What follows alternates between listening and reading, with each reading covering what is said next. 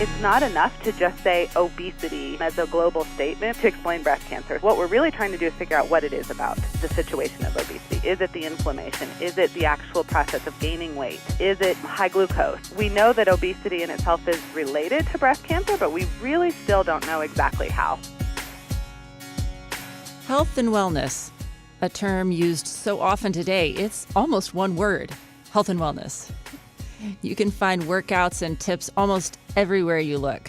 From Pinterest to YouTube, everyone is a guru on what works best to get rid of those love handles and extra 5 pounds, air quotes. Well, we all know what we need to do to live healthy, and we all know that staying in our ideal weight range is important. I don't know that many of us have really considered how that extra weight can impact breast cancer care. With just a few studies ever done on this topic, Dr. Liz Wellberg decided she needed to know the answer. I'm Suzanne Stone, and this is the More Than Pink podcast. Dr. Wellberg is an assistant professor in the University of Colorado School of Medicine's Department of Pathology. She's also a Komen Scholar. In fact, donations to Susan G. Komen funded her most recent groundbreaking research that connects obesity to the chances of breast cancer coming back. There is a lot of information out there about obesity, but there really isn't a whole lot of research that has been done around its impact on breast cancer. So I'm really curious, Dr. Wellberg, what made you connect these two? Well, I have always had an interest in breast cancer specifically since I started school, basically, and that's really because of my mom being a breast cancer survivor. But the work with obesity I started to realize that was important a couple of years into my training when I actually was working on a group project with some endocrinology experts. And I realized that obesity itself as a disease is very prevalent, and it's becoming more prevalent, especially in women and in children. And so there have been some human studies where they've linked associations between excess body weight and the risk for breast cancer. And so I worked with a team of scientists to develop a model system that we could use to study that further. And we found some really exciting things.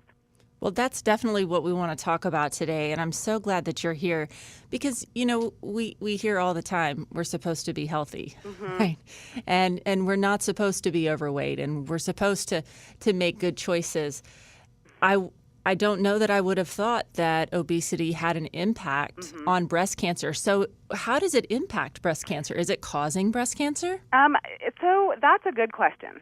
And those things, so I can't answer that question specifically, but we do know that breast cancer is one of these diseases in women in particular that emerges in a situation such as hormone changes, like after menopause, and breast cancer is associated with inflammation, and there's evidence that changes in your metabolism can actually influence breast cancer growth. And so if you think about obesity as a clinical condition itself, obesity is associated with all of those things: low-grade inflammation, changes and disruptions in your hormone signaling, and changes in your metabolism. So it seems reasonable to think that that an environment where all of those things are disrupted in the same situation would actually promote the growth of breast cancer.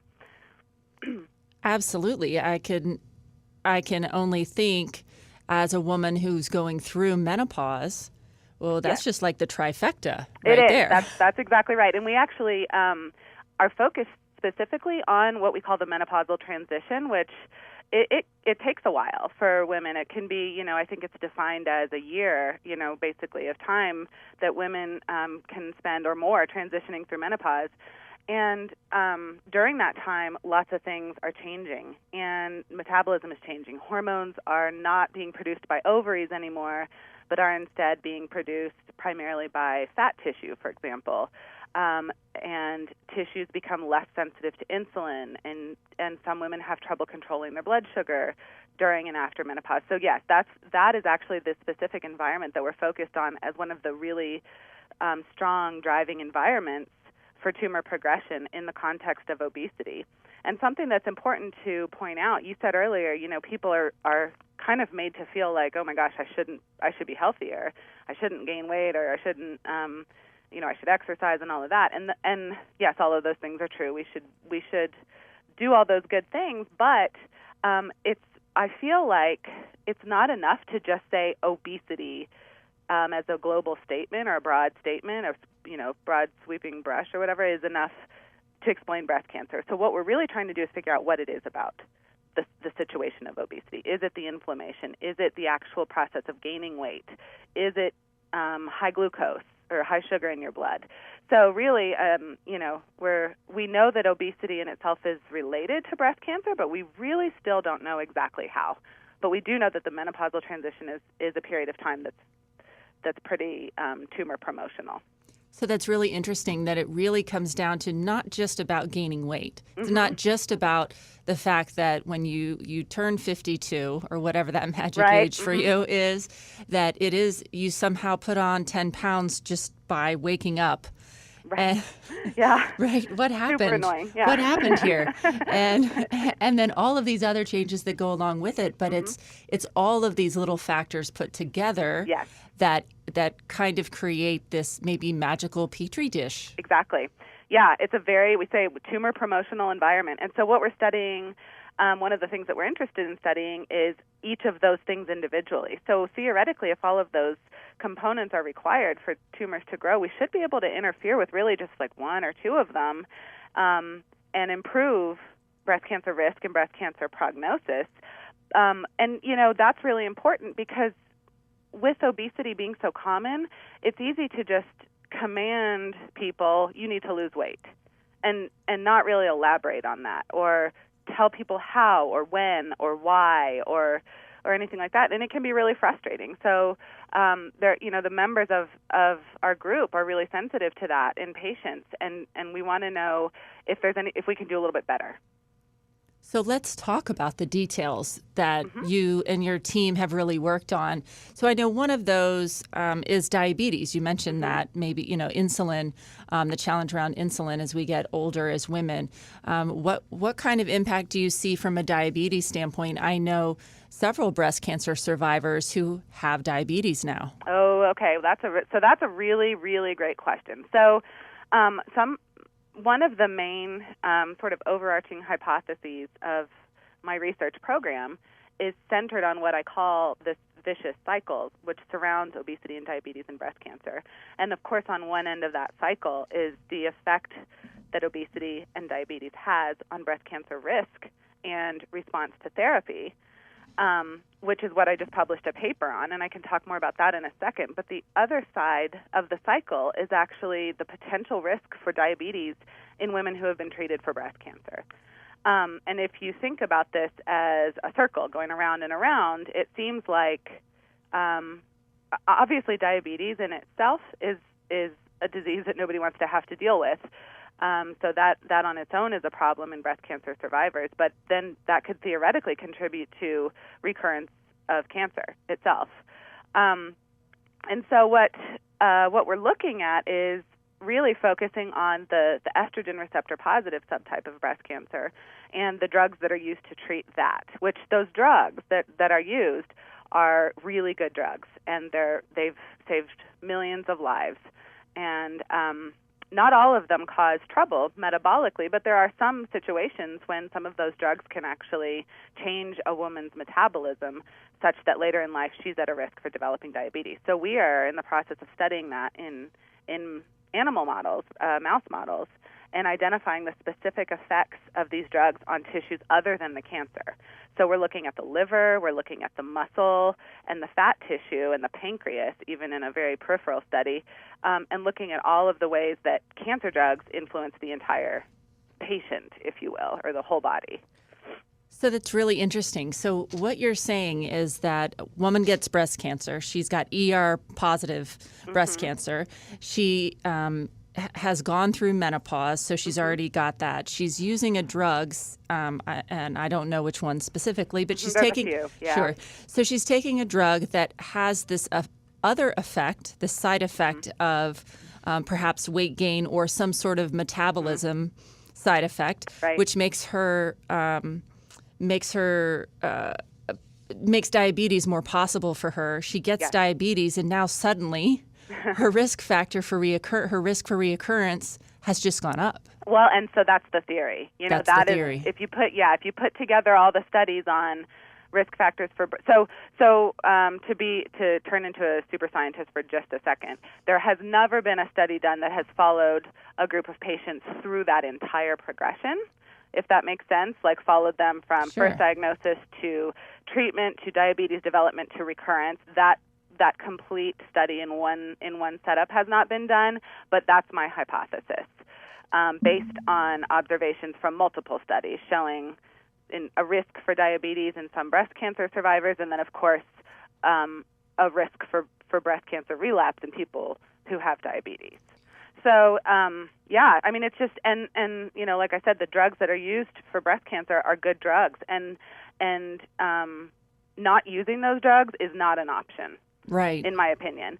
And so, my own mother took those drugs, and she's alive 34 years later. So, I Fantastic. think that they're really good. So, but I think that we can do a good job, potentially, of knowing who is at risk for diabetes and why, and then offering some sort of interventions that would be aimed at being given, like, during her treatment, so that she would lower her risk later for diabetes. So you mentioned that you're using animal models now to look at some of those different things. Tell us about how you're using that, and what are you looking at in these mice that are similar to humans? Well, so a lot of people do cancer studies in mice. That's not a new thing. And a lot of people do obesity studies in mice. That's not a new thing. But what we've done for the most recent study that we published is we used a mouse model of obesity that was induced by a diet that's high fat and high sugar. I say it's kind of like cookie dough because the fat is actually butter. So it's like probably pretty delicious. But so it's a diet-induced model of obesity. But two things that we've done with our studies that we think are really exciting is, number one, we're using what's called thermoneutrality. And so that concept is basically based on the idea that all species, all living creatures, have a zone of temperature at which their body functions optimally. And the temperature at which the human body functions optimally and is most comfortable is slightly different than that of a mouse. It's actually a little cooler. Humans prefer to be a little cooler than mice. And so, you can expect, or you can see why studies on mice are done at temperatures that are comfortable for humans, because humans do the studies. But we found that if we increase the temperatures of their cages by just 3 degrees or so, that was enough to really make their metabolism change to the point that they gained a lot of extra weight, the way that we would see in some breast cancer patients. And so the other kind of innovative step that we've taken with this model is partnered with clinical oncologists and other breast cancer researchers to take what we call patient-derived xenograft tumors. So those are PDXs, is a phrase that gets thrown around the breast cancer community. These tumor tissues are actually kind of leftover tissues from patients who consent to donate any extra tissue for research purposes. These patients come to the clinic, they have surgery, the doctor does their diagnosis and all of the procedures their doctor needs to do, and then the extra tissue is given to the researcher. So we can actually get human tumors and grow them in these mice, and we can get a hold of the most common subtype of human tumor, which is the estrogen receptor positive subtype. And the benefit to using this approach is that subtype, because a lot of times when you do studies in mice and you're relying on the mice themselves to get cancer, mouse cancer, they don't make the estrogen receptor the way humans do. So you can't really study a kind of cancer that represents like 70% of all cases. So that's what we've done, is we use, like I said, a diet-induced model. We house the animals within their thermoneutral zone so that all their systems are functioning perfectly or optimally like humans. And we study the most common subtype of breast cancer, that's common to obesity. Well, I'd like to be a mouse only to try the cookie dough. The cookie dough, yeah, I know.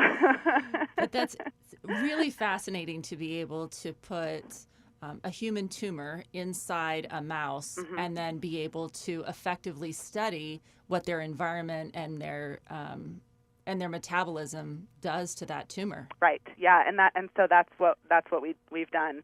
And there are a lot of things going on in the environment of obesity.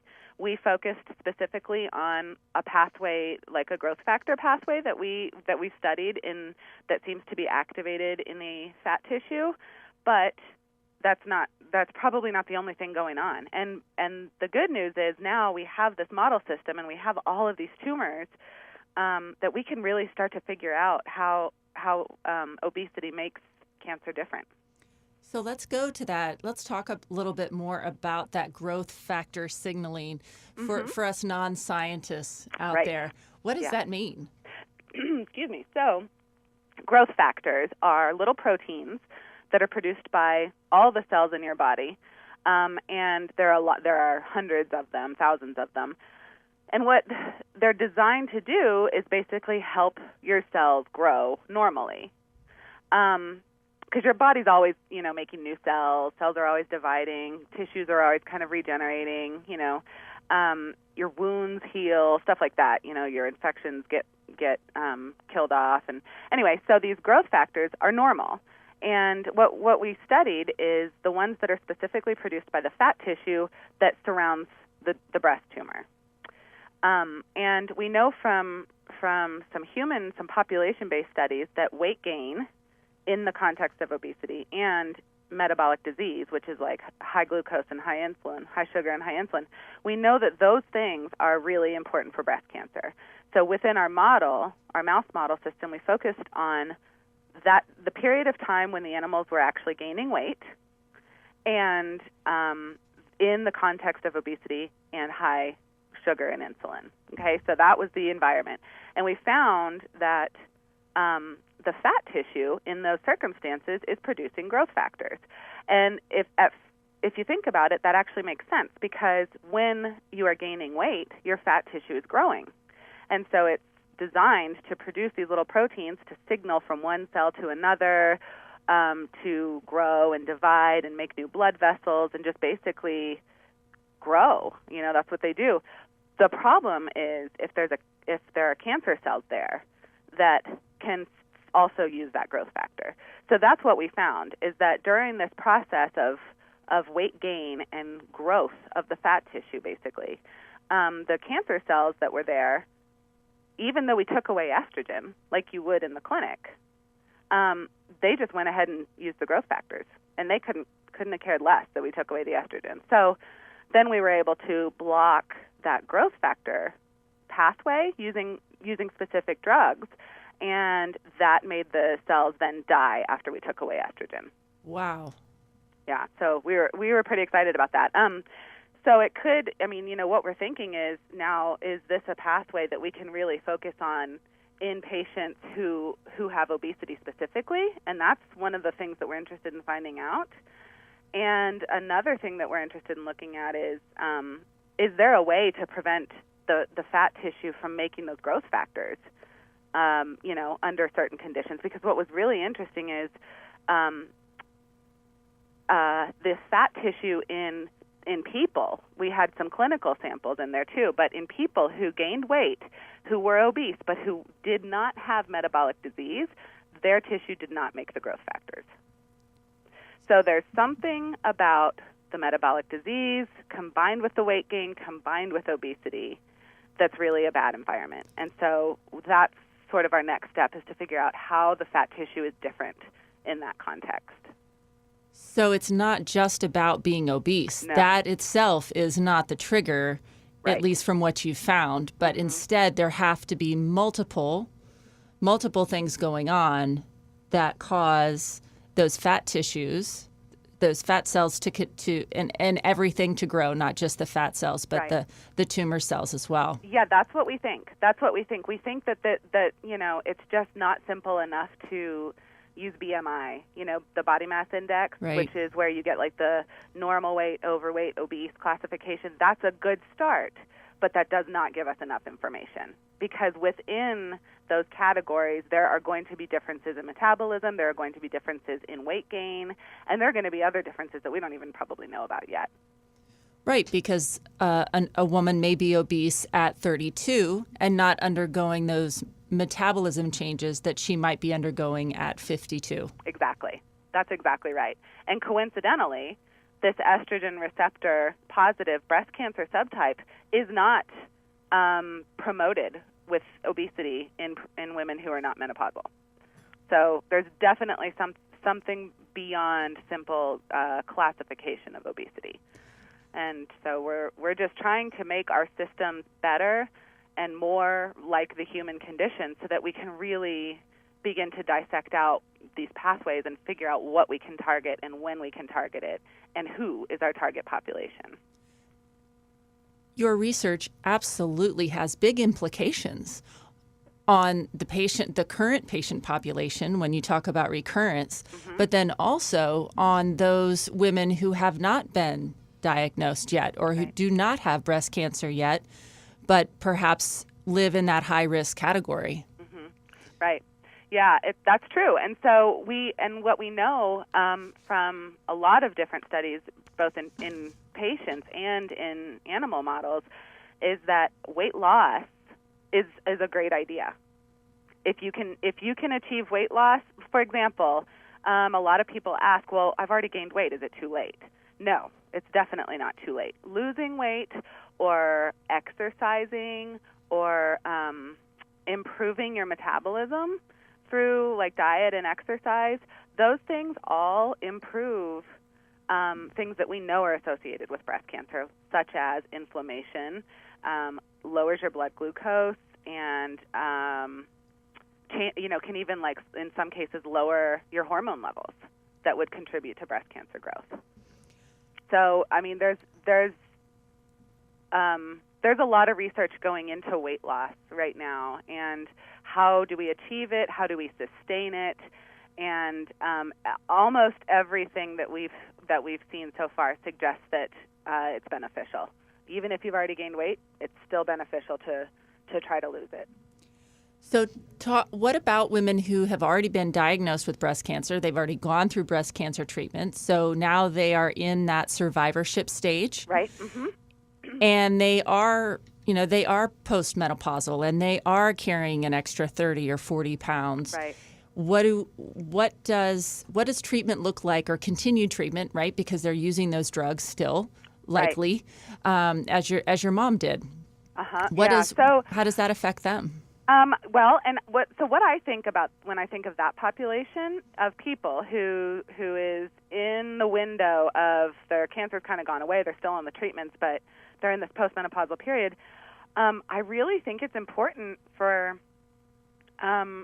people to continue to try to live a healthy lifestyle during their treatment.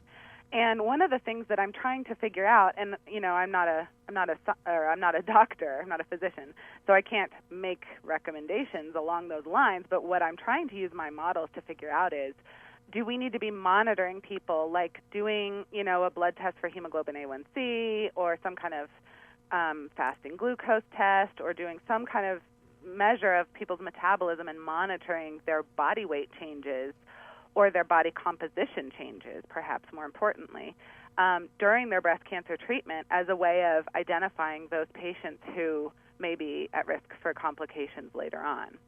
So we have a program here at the University of Colorado for all cancer patients, not just breast cancer patients, where they can go over to our wellness center and actually get with a personal trainer and dietitians and go through a pretty comprehensive diet and exercise program while they're on treatment.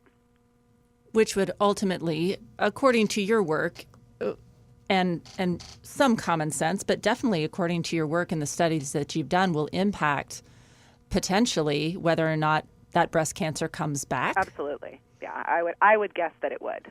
That would be my prediction. Yeah.